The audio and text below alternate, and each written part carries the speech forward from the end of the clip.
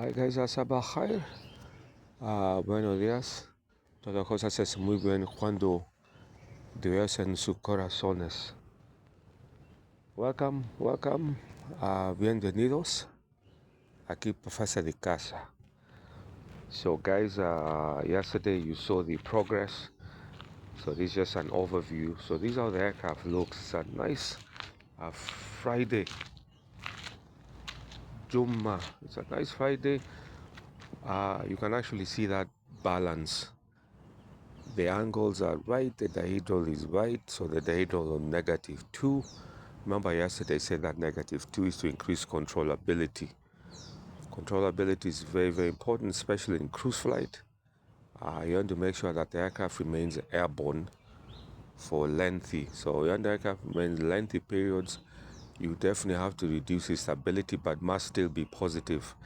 And that's why we keep that angle at -2. That's why Cessna 152, 172 are very good cruise performance. Cruise performance is actually good for the size of that aircraft.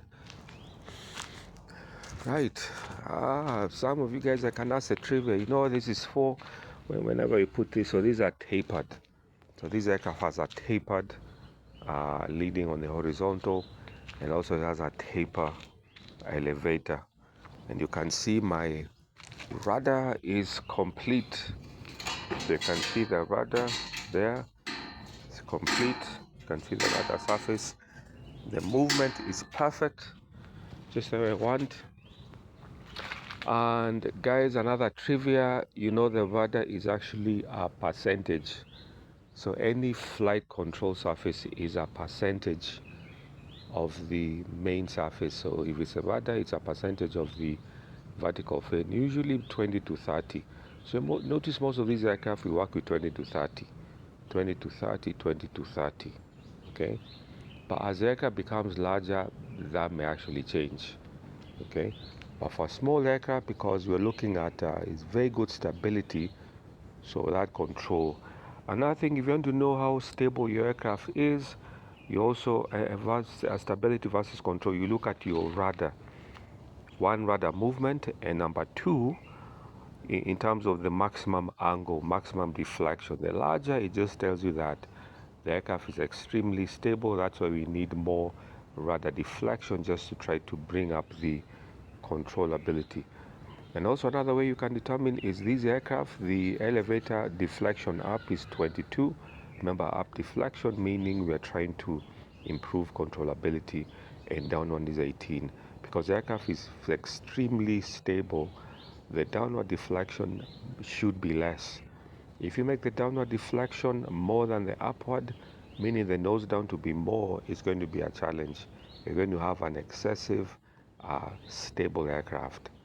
It's kind of, you're going to have a deadbeat aircraft, not really desirable. So anyway guys, thank you so much your support. So let's see what happens. Another week there, another week you can be able to do something. So today I have to now put my template. I know this surface is not flat, but I just like this size huge. So I'm going to put my cabin there. So guys, guess what? I have to draw on the ground. And put my welded templates. So draw on the ground there. And then this is going to be the engine.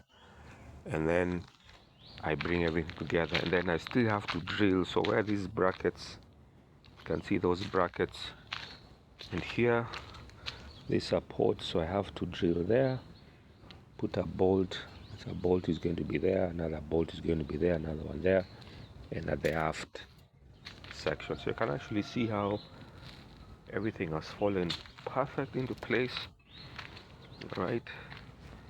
And then definitely have to create a very nice fillet. I want a very nice fillet and make sure it's nice and smooth.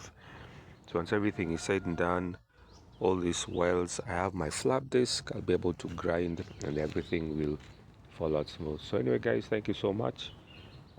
Betu Nabia, Professor de Casa, Nahrak Said. Buenos días. Adiós, más. Hasta la vista.